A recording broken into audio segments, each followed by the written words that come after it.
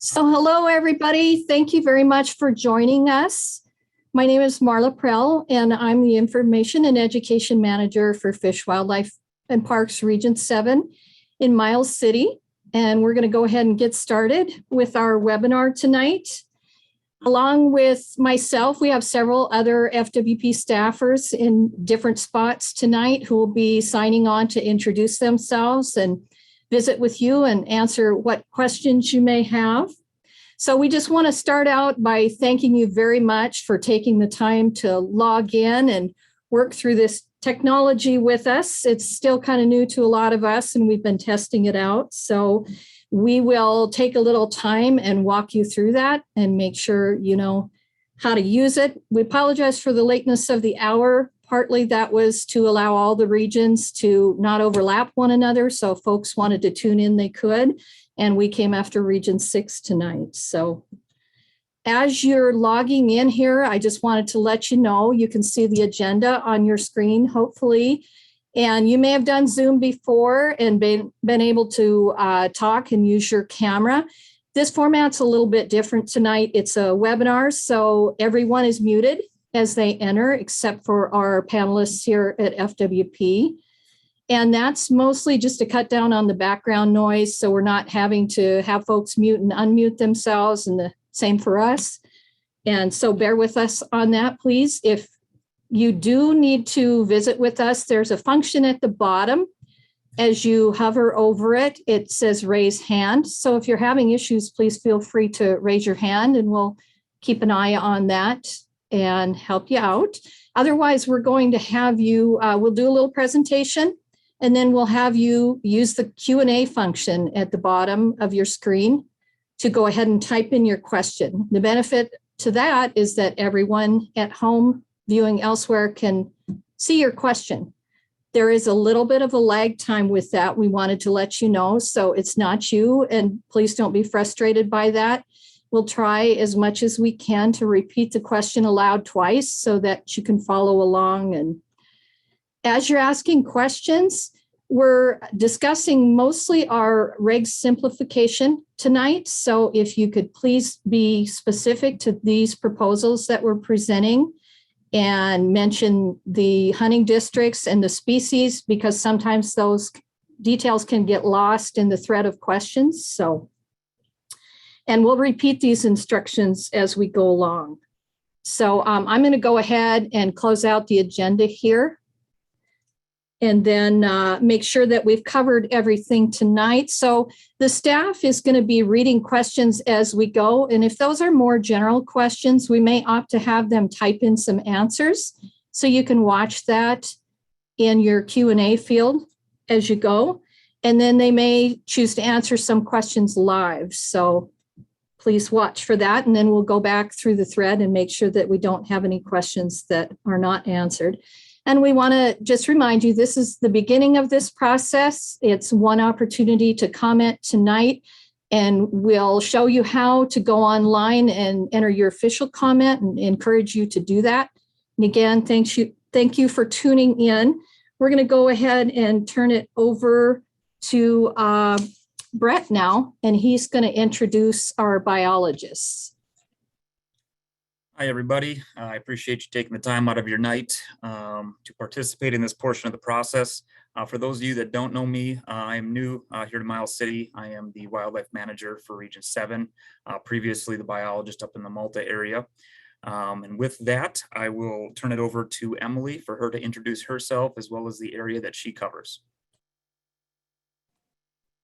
Hi, I'm Emily Mitchell. I am the Jordan area biologist. So I cover hunting district 700 as well as eastern portion of 701. So it's basically all of Garfield County, and then between the Miles City Jordan Highway and the Terry Brockway Highway, I have that little section in there.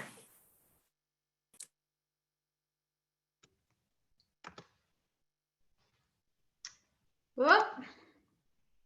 Hi guys, I'm Melissa Foster and I'm the biologist based out of Baker. I also cover the Glendive area, all of hunting district 703 and the northern portions of 704 and 5.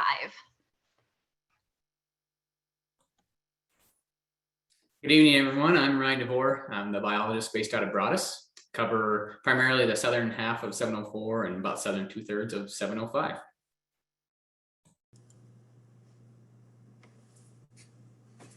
Yeah, good evening. This is Steve Atwood. I'm the biologist for the Forsyth area. So that will be hunting district 702 and kind of the southwestern portion of 701.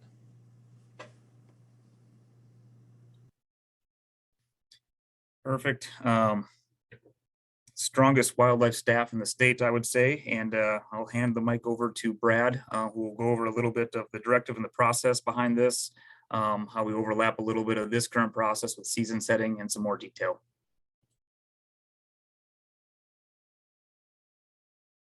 All right. I'm not seeing my own picture. I don't know if you can see me or not. We can see you. Okay. Thanks, Brett. Thanks, folks, for joining us this evening. We appreciate taking your time, and it is a little later. I'll give you a couple of hints, and we'll show you on the screen here where you can find this, but there's been 4 other regions who have gone through this process. They've done this a little bit different, each one, but the same message. So you can go back and I'll show you a spot to click on those, and you can find those if you want to see what other regions have done and what their proposals are and how their meetings went. I would also like to recognize Commissioner Bill Lane, who's on with us this evening, and it's good to have you here, Bill. He was recently the newest minted commissioner, I guess, one of 2. So we now, after this last legislature, have 7 commissioners for 7 regions. So that's a little more representation at a local level. And we're grateful that you found us and were able to be on this evening with us too. So it's a little, let's see if I can't change my view here. There, I can see myself. Make sure I'm not making a mistake. What I'd like to do this evening is just talk a little bit about what our task was as given by the director. Show you just a couple little examples and how this process works and where you can go to find these things. So what I will do is I'll share our screen and I'll go to our web page. So you should be able to see our web page. There may be a little bit of a delay there. If so, we'll get there. So there's the FWP web page, and if you can't see it, I'll speak through to help you get there anyway. Regulation simplification has been a process that, as an agency, we have worked on for a long time. The last Director Williams, tasked us with reducing our regulations and trying to confine and make these a little more concise. She had a large committee that went through this, and if you remember, about 2 years ago, we changed our regulation book and it became a little more tabular in its format. There was a lot of effort that went into that. If you look at the 2000, I pulled up an old one, and the 2013 version of this had 123 pages. The 2021 version had 135 pages. So you can see that it grows over time. Process of regulations is just that. It's a little bit evolutionary, and it's commissioners, it's public, it's biologists, it's director, it's everybody who has some input on this, and over time that grows. So in my 30 years in 2 different states, I've watched this process where we refine that down a little bit, reduce that, try and make it a little more consistent, and then it builds its way back up again over time. So that's kind of a natural process in regulations. No difference here. And so here we are in this process. Well, Director Warshak asked us specifically to look at a few things. One, he wanted us to combine hunting districts wherever we could, make them a little larger. If the opportunity was there, they were similar in size and shape, see if you could make some combinations there. So we've done that statewide. He asked us to look at those LPTs, which is a license or permit type. That's the individual lines within those regulations. See if we can combine some of those.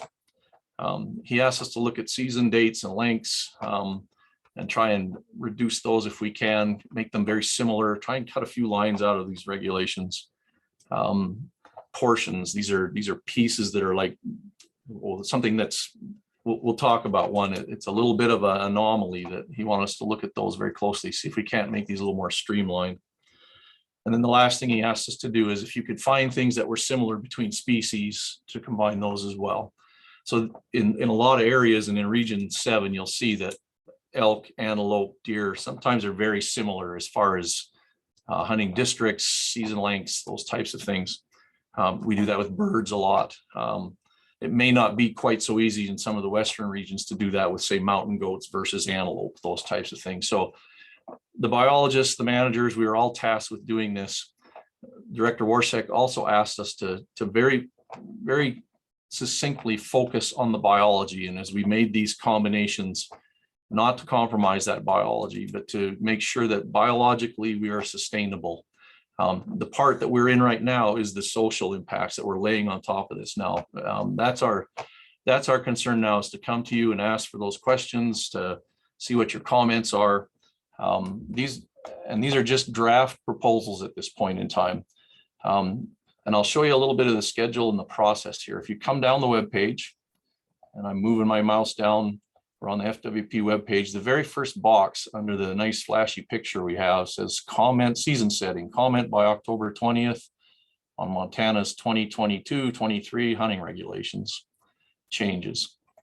So you click on that, and I'll give a little time because there is some delay. Nice flash picture of elk, has the title again. We hear for years, you hear the process of hunting regulations is becoming more and more complex. Again, the directors asked us to take a look at this and see where we can simplify. So our staff across the state by each region has kind of picked through their regions and looked at this. There's a timeline on this process. You'll see there listed. Our comment period is open now and it goes through October 20th. And I'll show you further down here where you can make those comments. This process, this reg simplification, blends a little bit with our biannual regulation process. And we're in that year this year. That process starts with some scoping, which this is taking that place. It's a little bit earlier than we usually do. And it's going to give you 2 opportunities actually to have comments in this process. This first set of reg simplification that we're working on tonight with you, there's an opportunity to comment on this through October 20th. And then as we take those comments that you've provided and we mull those over and we look at the proposals that we've thrown out in this attempt as a draft, then we massage those proposals. We may or may change those to what we see reflected in public comment. That's what we submit to our director on the 1st of November. Then we still go through our regular biennial process. And if there's any other changes that we're looking at, turkeys, birds, bears, whatever it might be, we submit those as well. All of those come into one big package that goes before the commission on December 14th as tentative regulations. And then there's a second opportunity to make comments on that larger package. So there may be some changes that you see from what we're talking about this evening in this reg simplification process to what's actually thrown before the commission, depending on what we see for comments here in the next week or 2. Then again, that standard biennial reg cycle will start on the 14th. That's our tentatives. Then there's a public comment period there that goes through the final commission in February, where they finalize those regulations, whatever they may turn out to be at that point in time. So if you're used to our process, that latter stuff, that's very, you'll be used to that process. Each region will have their series of public meetings. Our last meeting for us will be in Miles City, and the directors asked us, and it'll be January 4th. Our directors asked us to do that in this same format and have our Citizens Advisory Council involved in that as well. Between now and then, we'll have a Citizens Advisory Council meeting and visit with them about our regs process. So they'll have a lot of input in this process as well. So lots of public opportunity here to do this. If you continue down this webpage where I showed you to come in, there's an opportunity to ask a biologist a question. Now, tonight, we're going to try and do the best we can with that. If after you leave this meeting, you go, well, man, I forgot about this. I hunt in Jordan. I need to talk to Emily. You can either call us at the office and we'll work with you on that, or you can click here and type your question. This isn't for comments here because it'll get bogged down. I'll show you where the comments are. Feel free to call us. Feel free to use this link right here. Schedule of open houses. We're halfway through them now. If you click on this, You can see there they all are. Here's ours. There's another one tomorrow in Region 3, another one in Region 1 on October 14th. So how to comment. This is the bottom line here. You can email this, but there's a better link below, which I will show you. If you keep down this page, this is the new graphic that shows the changes that are proposed as far as hunting district size. And the red lines show the changes. The yellow lines show those that aren't changed. Now, commenting online. If you want to comment online, you can do so for each of these different regions. If you click on, say, Region 5, let's do that. It'll show all the different changes that they or proposals that they have thrown out there. Again, these are all drafts. They're looking for public comment. If you click on one of those, and Brett will show you this, or I will in 7, there's an opportunity to comment under that. And that's where you should make your public comments, is then they'll be specific to the district you're looking at. At the top of this is statewide proposals, and Brett will talk to you about those statewide proposals in a minute. These are things that the director's office would like to see everyone asked across the entire state. And then by each region, we have our specific proposals for that region. So for Region 7, you can see, you click on 7, and there's your opportunity to make a comment right there. This is where I would refer you to make those comments. We have 2 of these that Brett will talk to you about today. If you click on one of those, you'll see in the bottom left corner of that down here, a PDF that you can pull up, and it'll give you your total explanation. So I'll do that just quickly so you can see it.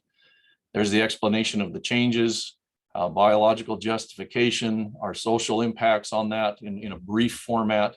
And then that gives people enough of a description, and hopefully with what we talk about this evening, it helps you with the framework of being able to make solid comments or ask questions of us if you need to at that point in time. So again, very bottom of this page that we got to, click on Region 7. You can find where you can add your comments to that. That's the process. Now I'll give you a little bit of a preamble here. Let me change my screen. I'll stop sharing this one. And I'm going to look at my screen and figure out which one's next here.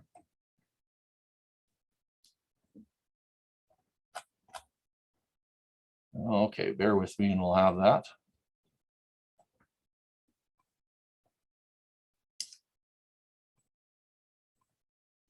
This is the picture of our hunting districts as of about two months ago, before we were asked to give this presentation. Go through this exercise and try and make some reductions. And you can see why Director Warsack has asked us to do this. Especially over on the west side, the evolution of these regulations have evolved to where you have very small units. There's some room for some combinations here. Actually, for about 3 years, we had a large regulation committee that went through this, and they focused immediately on the eastern side of the state and said, you guys went through this process back in the 80s, and how did that work for you? So we had a long discussion about it. That's where some of the impetus for this came from. If you notice in Region 7, we have 6 units here. I'm going to share a different screen here with you now.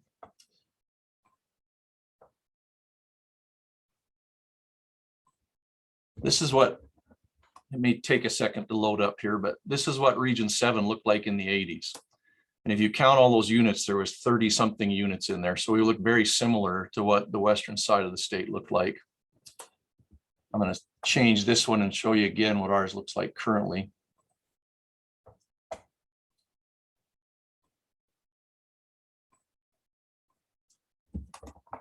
This is from 2018, but the map's the same. And you can see underlying the 6 units that we currently have since the 80s. So we've had this for 30 plus years now. Those became combined. It was the same effort that occurred in the late 80s. And we've been able to manage with that, I feel, fairly effectively for the last 30 years on these larger scales. Now, each region was tasked with this, and you can imagine if you're managing Region 3 and you have migratory elk in, say, the Madison, that you had to look at that a little differently than we had to in Region 7 without migratory herds. The efforts that went into this in the 80s are still sound.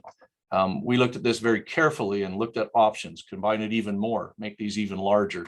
decided to land right where we had started, and that our management systems seem to work very well. Our ability to collect data, to manage populations and hunters, etc. So we didn't make any changes here. Again, Region 7 kind of being the template for where the director wanted to go with this.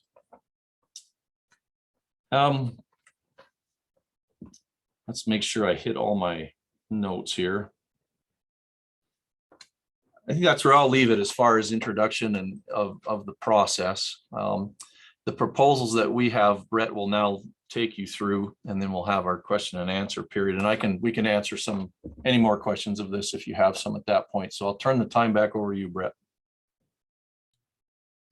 Thank you very much. Yeah, I just want to reiterate one more time that these are drafts, essentially drafts of drafts, tentatives of tentatives, really looking as initial stage for comment here. We're here to answer your questions and continually work through the process for it to go to commission and then open up for public comment again, and then ultimately commission decision on it. So I will share a screen real quick just to give a different visual representation of this whole process. We started this earlier in the year. Right now we're, like Brad pointed out, we're in the public vetting portion. Then we'll prepare it for November 1st for the director's office, which will then move on November 24th to the commission, look for commission endorsement or for them to not endorse certain proposals, all proposals, any proposals. Then it'll move for more public comment before finally getting the final vote in February by the commission. So what Brad showed earlier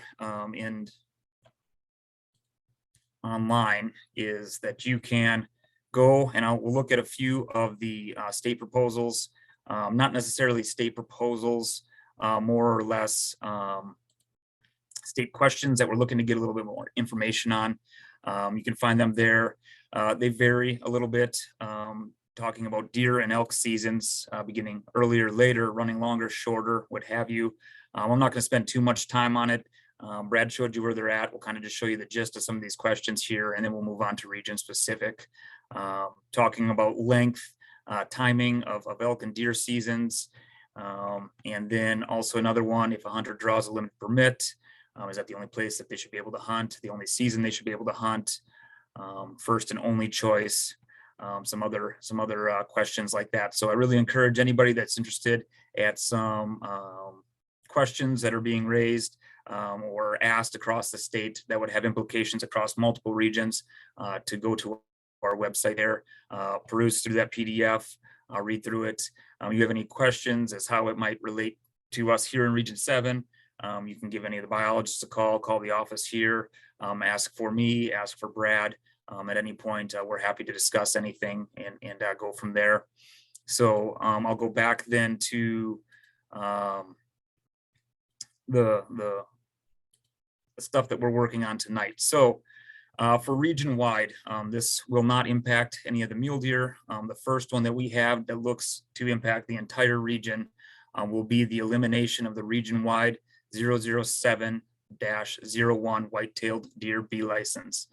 This is a second opportunity licensed. It is managed within a quota, and it's available over the counter to residents only. So we look to convert the 007-00 white-tailed B license, which is currently unlimited, with the stipulation of 1 per hunter, to be managed with a quota. This would allow hunters to purchase on surplus additional licenses. So in recent years, looking at the 007-00, varying by year, we've sold anywhere from 4,500 to 6,500 B licenses annually, in addition to 2,000 of those B licenses that were a second opportunity to residents only. So if we remove that 007-01 B license, we will be removing a line in the regulations, ultimately simplifying it.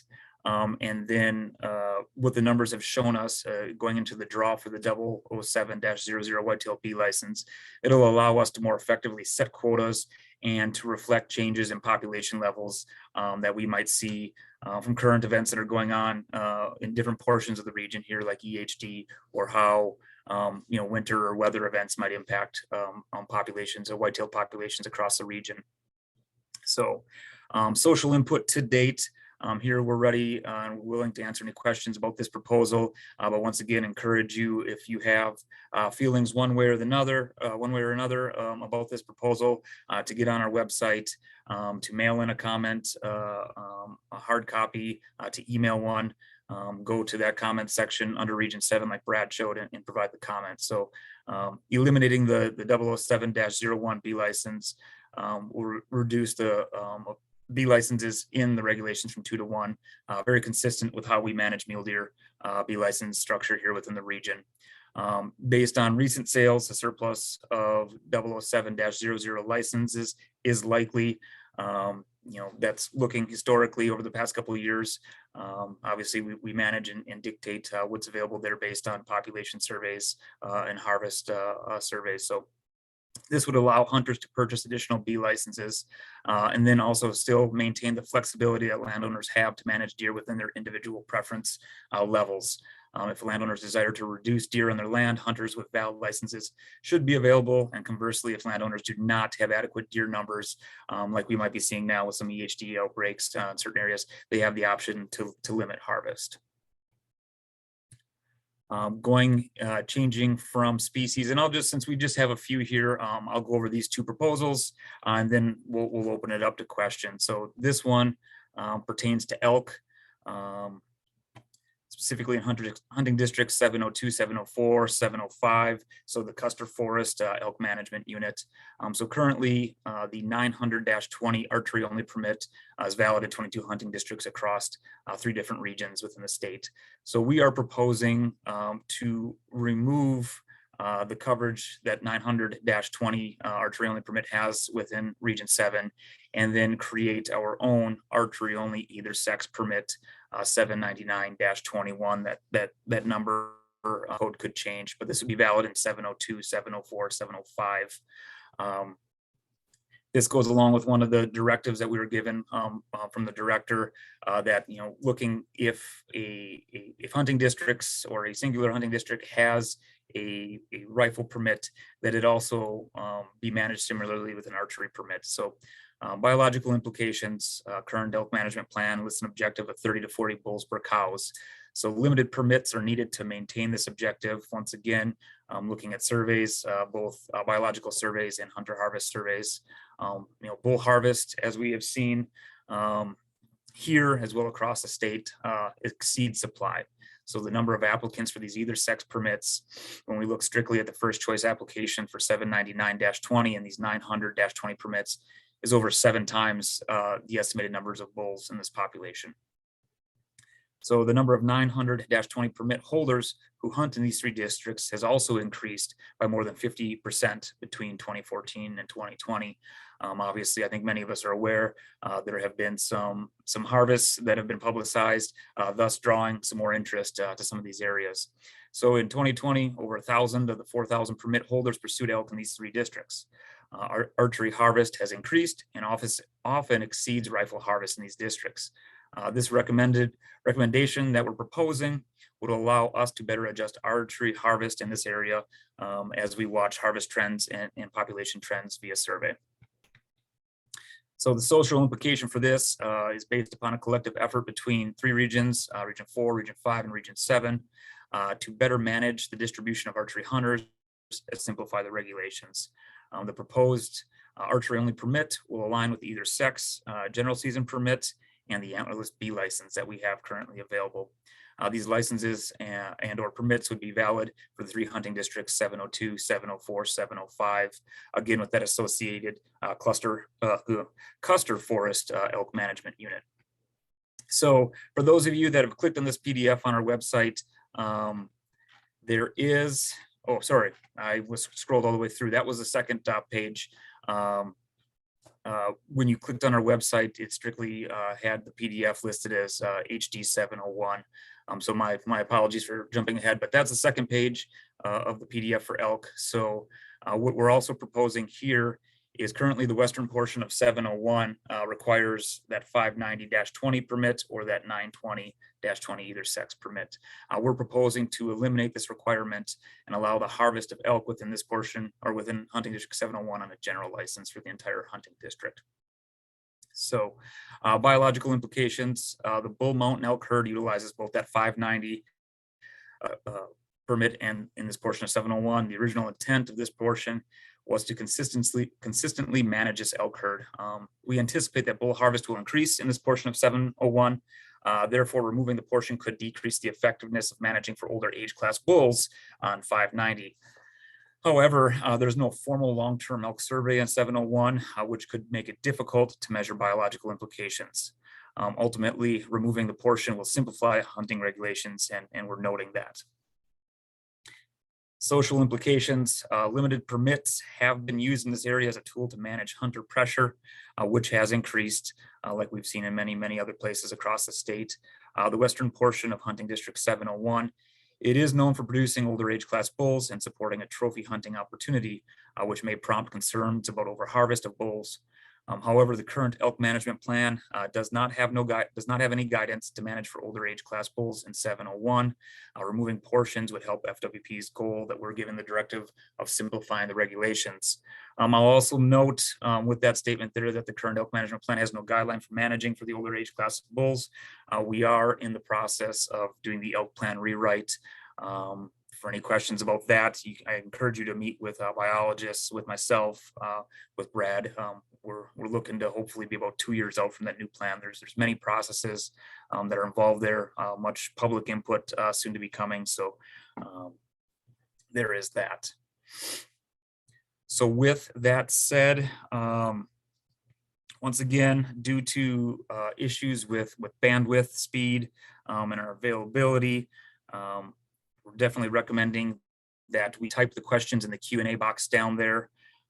And if there is lag due to it, I will repeat the question twice, either answer it myself or direct it to one of the applicable biologists if it's an area that they cover specifically. So yes, if anybody has any questions, please type them in the Q&A and we'll start that process right now.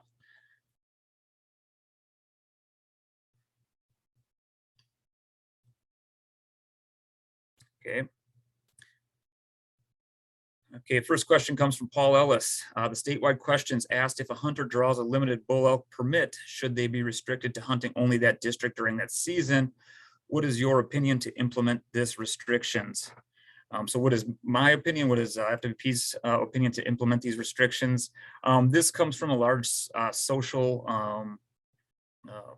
context that we've gotten at a lot of management meetings, a lot of season setting meetings of the public looking to have elk permits be implemented in the same sense that mule deer permits are implemented. So right now, we don't have one way or the other. We're just asking, general public, interested sportsmen and women, landowners, just members of the public, what their thoughts are, what concerns there might be here. We're just looking to take that into account. We really have no implementation direction or anything like that set in place or sideboards as of right now.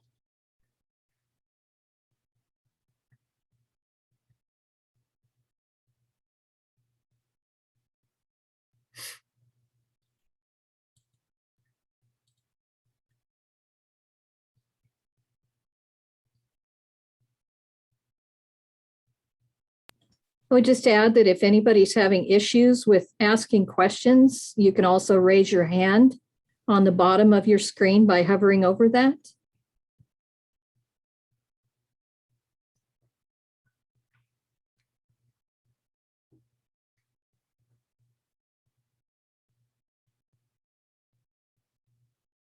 And I will emphasize, if you do have a question now that you don't feel, okay, we got another one from Paul.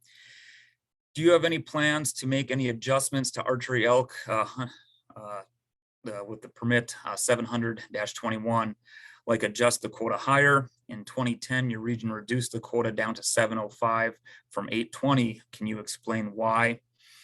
I may bounce this back to Brad with a little bit more history there.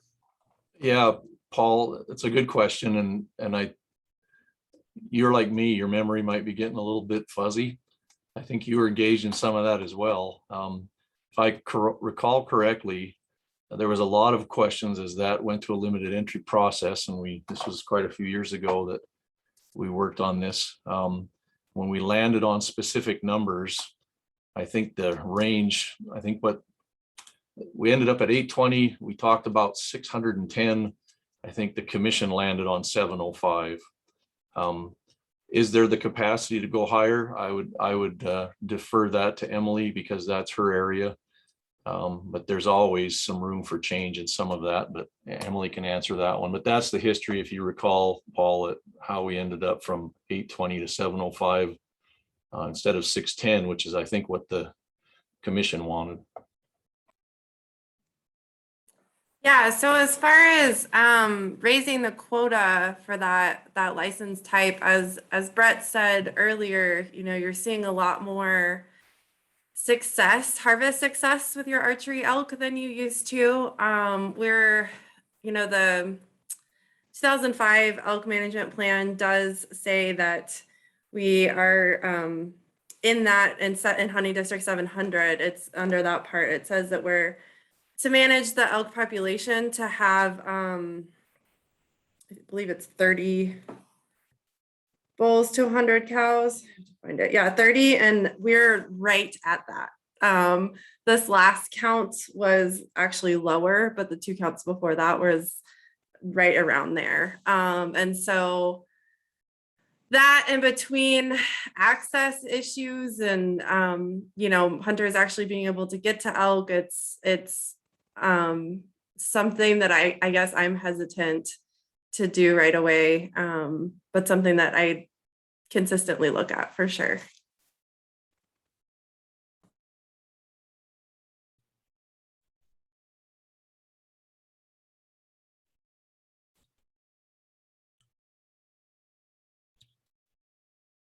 Paul Ellis making the statement, even though the populations are way over objective. Yeah, and I'll answer that one too, unless Emily wants to chip in here. But when the Elk Management Plan was put together and those objectives were created in 2003, both the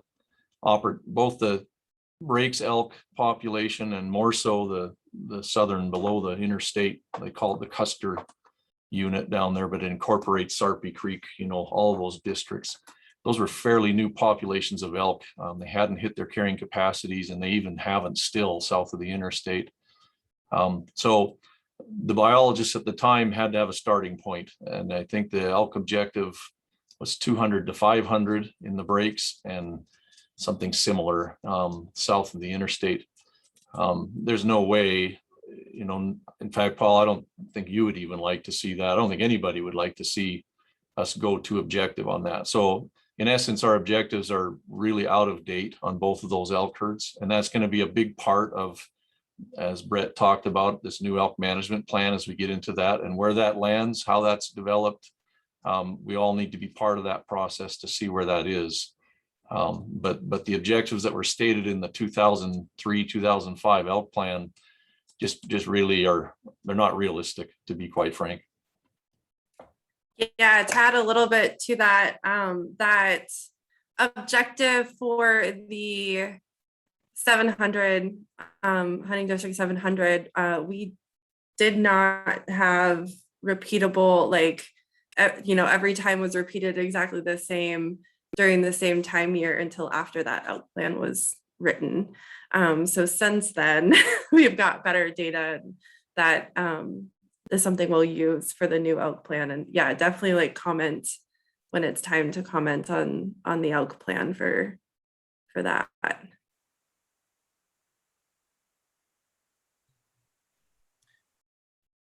Thank you. The next one that I see comes from Jess, and it says FWP always seems to strive for more opportunity.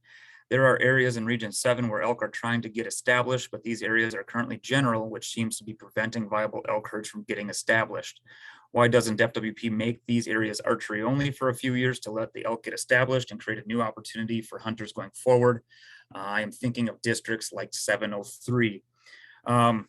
So when we, in the current elk management plan, I'll speak to this a little bit and then I'll look to see if Melissa's got any additional information she wants to add to it.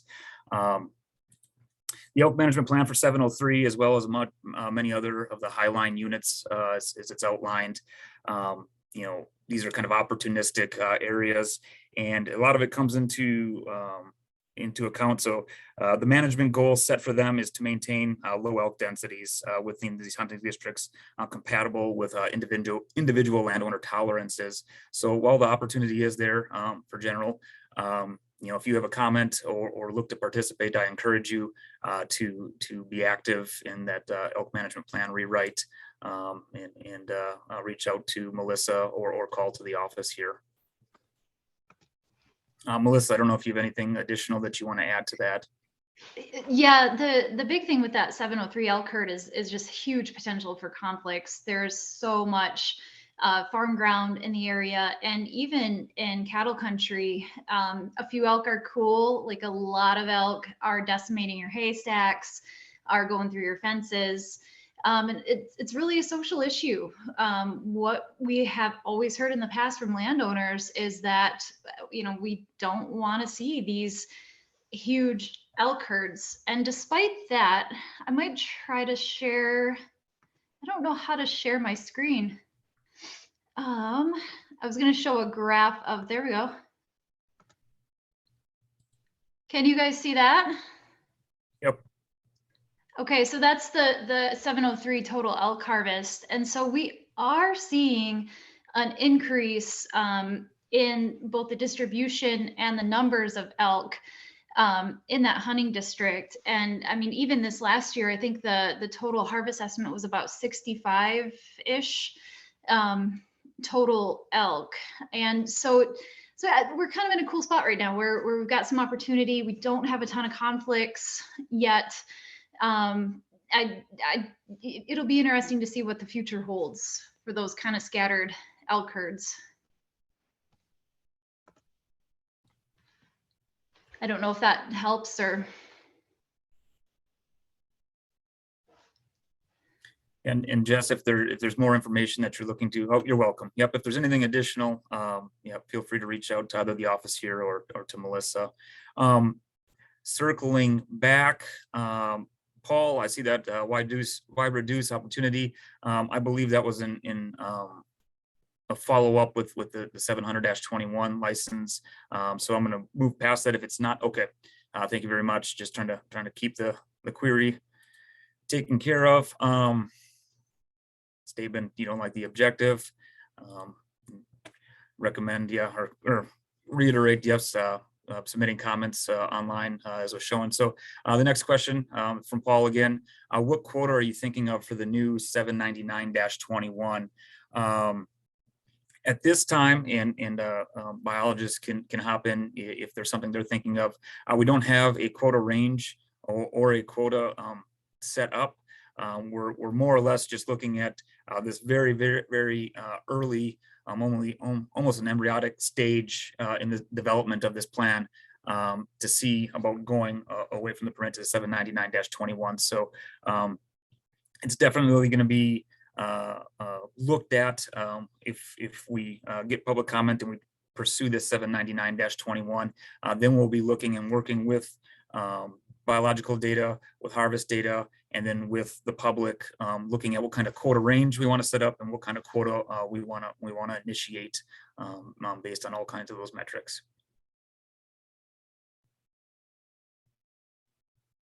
You're very welcome. Steve or Ryan might want to add to that if you want to. I can add a touch more. Thanks for the question, Paul.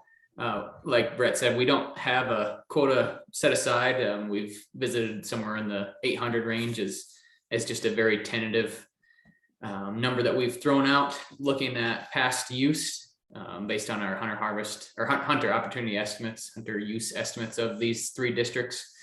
We've seen that increase, as we mentioned. So as always, we try to balance the biological and social. For this Custer Forest EMU, the bull to cow ratio for the objective we're looking for is between 30 and 40 bulls per 100 cows. We're sitting right in there. kind of the mid 30 bulls per 100 cows right now. We want to maintain that. So trying to balance the biological side also with the social side, as we see a drastic increase in the people using these 3 districts. So we're trying to find that sweet spot where there's not overcrowding, but also having, taking advantage of that public opportunity for harvesting the bulls, if that makes sense.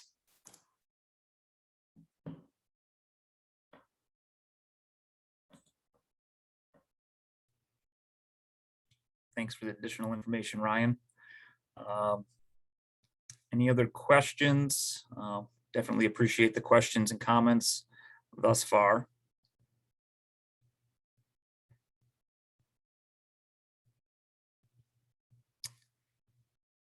If nothing else is going to pop up, I guess we will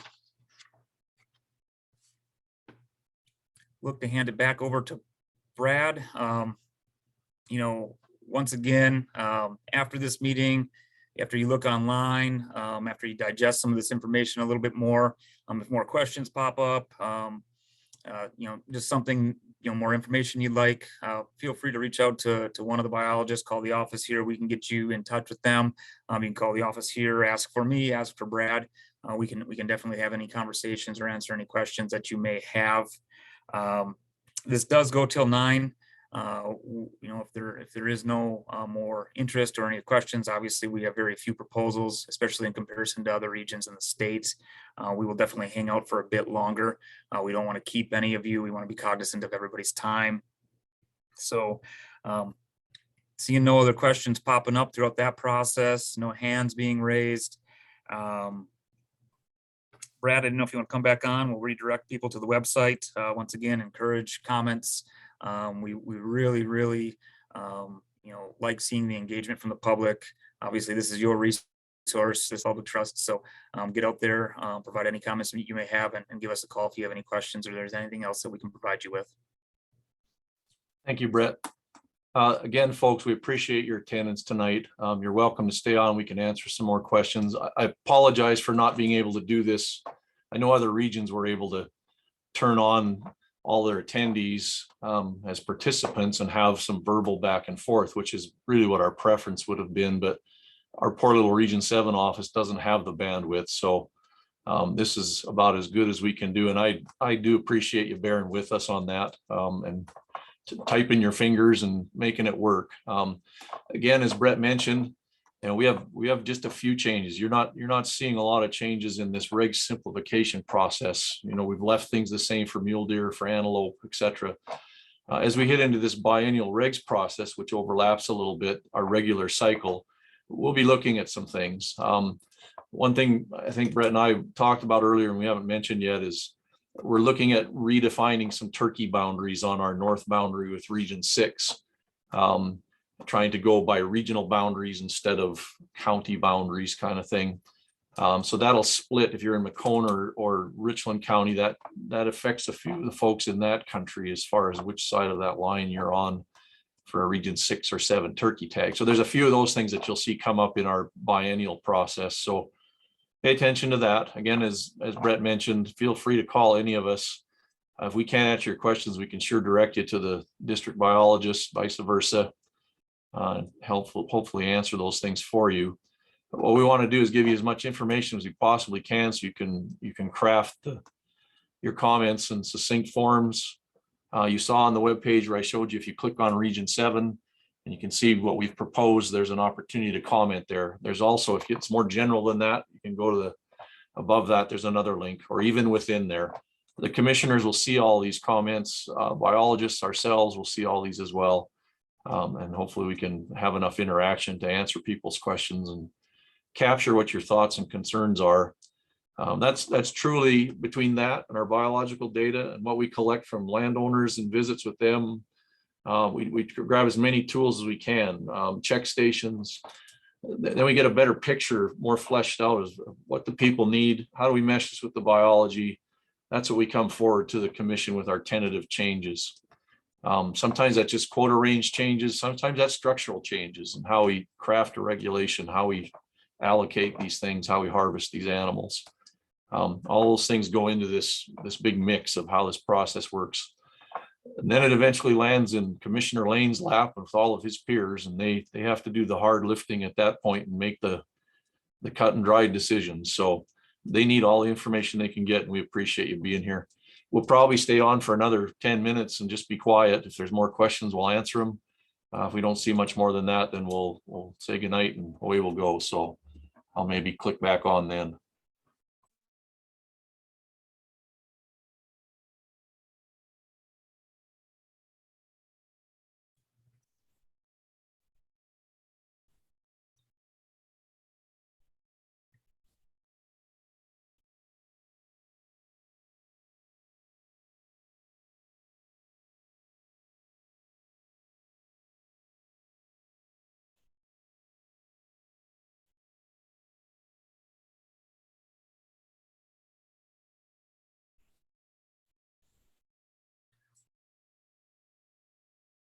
Just a statement from Bill Lane. Thank you for the introduction. I look forward to working with you all and hopefully do a good job representing Region 7.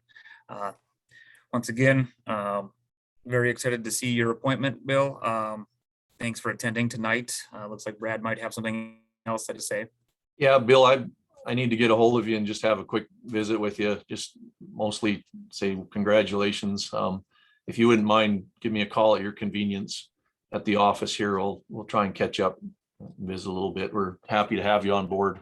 Pretty excited to see this appointment.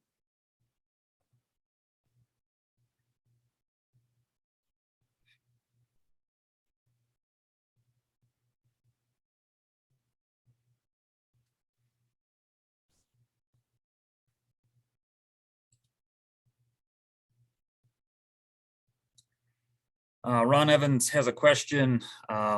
Is there any talk about upping the bear quotas for the 702, 704, and 705 regions?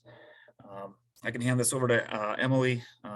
This is definitely something that we'll have discussions of during the season setting process, but I'll let her kind of give an introductory right now.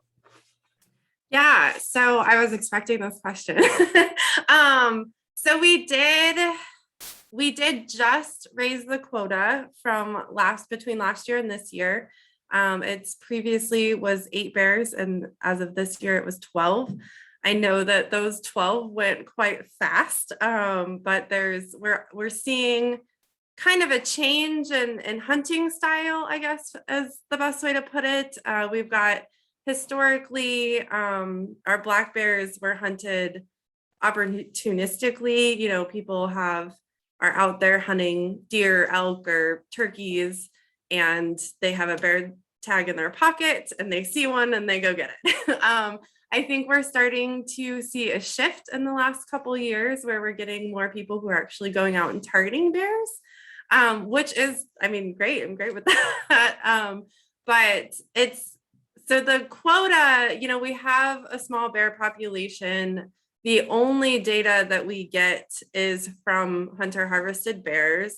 So given that we only have harvested, you know, so many bears, off the top of my head, I can't even tell you what it is, like 96 bears ever in the fall and 40 ever in the spring. So we don't have a ton of data as far as our bear population. And so as we, you know, we're looking at that. We look at that every single year, going forward, trying to decide what the quota should be. It gets a little bit tricky. It's on our plate to talk about because we also have the new hunting bears with dogs that went through the legislature this year. So there's definitely most likely going to be some changes in our spring season. And at that time, I'm sure we'll discuss the fall season as well. Given that we just changed up to the quota, I'd be a little bit, maybe a tiny bit hesitant, just like, should you change it right away again, since they're not a self-regulating predator species? So it's something we'll definitely talk about, and we're definitely thinking about it. But we have some weird limitations with our lack of data, and we are trying to do the best we can to get the opportunity out there for sure. Emily, can you explain what a self-regulating predator population? Yes, yes, sorry. So a self-regulating predator population, for instance, would be something like bobcats, where you have a species that reproduces every year, potentially has multiple babies every year. They they have large home ranges, which is the area that they cover all year long. And so if, they're hard to find, they're hard to catch. So if the numbers are high, people will find them. And if the numbers are low, people won't find them. So the idea with bear, so that's kind of the self-regulating idea, where if you hit the quota, you probably have a higher population. And so therefore you can go ahead and raise your quota, where bears, they have cubs every 2 to 3 years. Yes, they might have 2 to 3 cubs, but hopefully one of those survives. It's not like all 3 do. They have, it's a little bit harder for them to replace themselves each reproductive cycle. And so it's not quite as, just because the quota raises doesn't necessarily, or just because the quota gets hit doesn't necessarily mean that there's like a bunch of bears out there. Or a bunch more bears out there, I guess I should say.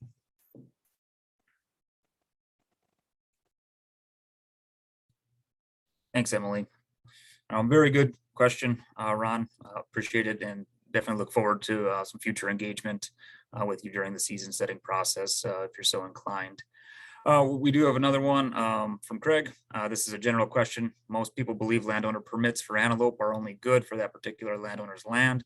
I believe the law allows any landowner with 160 acres or more to apply for an antelope permit, and they can hunt anywhere in that unit. Is this an oversight or intentional?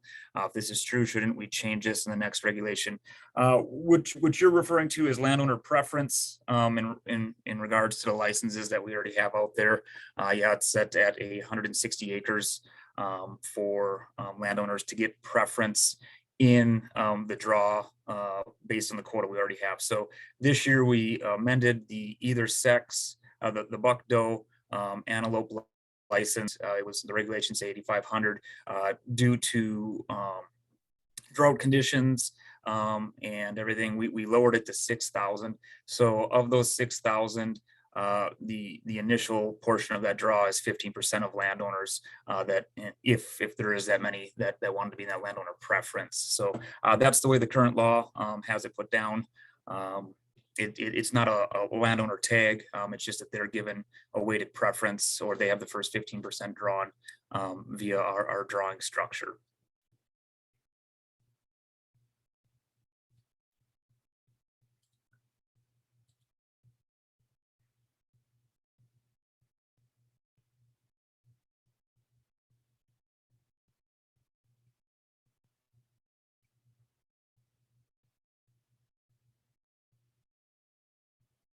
All good questions.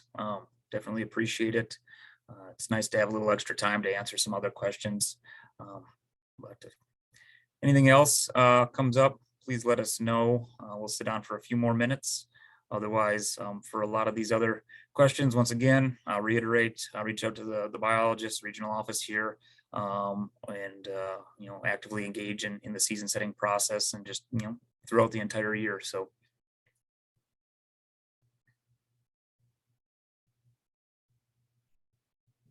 Fred, I think we had one person join us a little bit later. Would you maybe want to share that graphic that shows the timeline again of the public yes. comment period?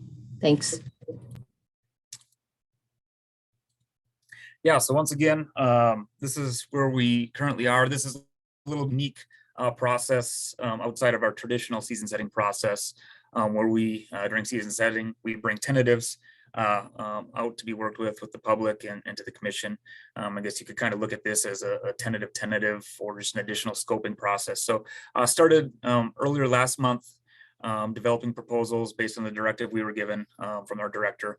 Right now we find ourselves within the September 20th to the October 20th portion, where we're bringing these regional proposals that we have to simplify the regulations, but still through a biological eye, So we find ourselves there answering any questions, engaging with the public, asking the public to submit their comments that'll ultimately also be presented to the commission, but may help us edit or adapt or change or withdraw proposals that we may have that we're going to give to the director's office on November 1st. After that time, we will prepare all our proposals for the Fish and Wildlife Commission. That will go to them. And then on their December 14th meeting, they will work their way through them all. They will choose to endorse them, endorse a portion of them, not endorse some, not endorse all, whatever they feel should be done. Then once again, we're going to come back out for public comment after that decision has been made from December 15th, January 15th.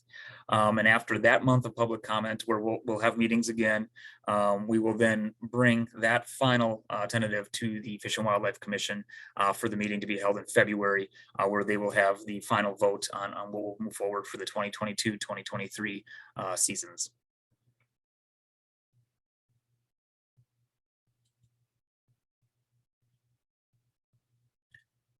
So we're slowly dropping attendees. It's 8:31. Once again, we didn't have too much due to the work that has been done here within the region over the past couple decades. So one can look at it ahead of the curve. If there's any other comments from the few of you or questions from the few of you remaining online, really offer up one more round to ask. Otherwise, being cognizant that it is getting late in the evening for everybody, even though we do go to 9 o'clock, we can definitely end the meeting early if there's no more active engagement that wants to be done.